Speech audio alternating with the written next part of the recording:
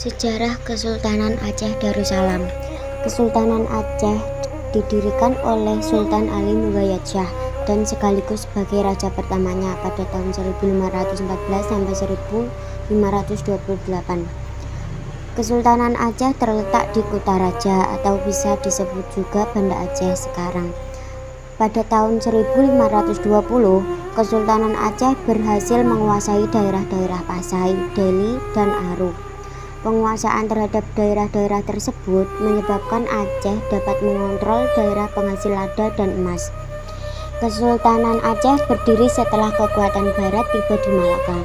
Untuk mencegah penguasaan para pendatang, Sultan Ali Mughayat Shah menyusun strategi perlawanan dengan menyatukan kerajaan-kerajaan kecil di bawah naungan Kesultanan Aceh.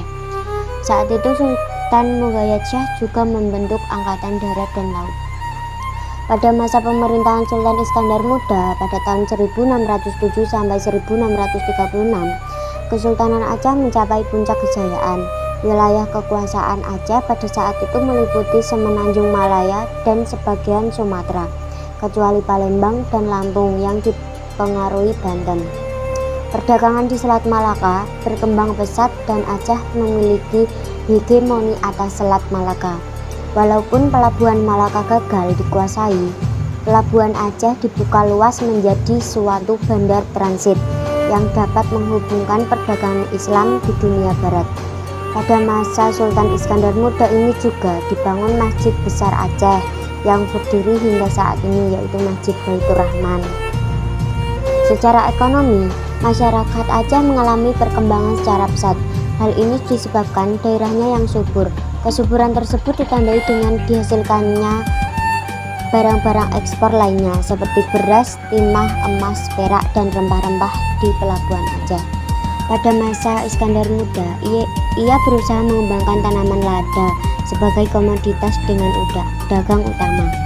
Supaya harga lada di Aceh tetap tinggi, kebun-kebun di Kedah dibabat habis, sedangkan kebun lada di Aceh terus dipelihara.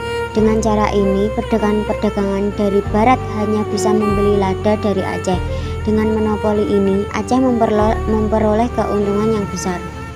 Kesultanan Aceh memiliki hubungan diplomatik dengan kerajaan-kerajaan lain, baik dari barat maupun dari timur. Pertukaran diplomat dan kerjasama ekonomi dengan Turki telah terbina sejak tahun 1582. Menurut Hikayat Aceh, Kesultanan Aceh telah mengadakan perjanjian politik dan dagang Kamboja, Kampa, Ciakumai, Lamer, Pasula, dan Cina.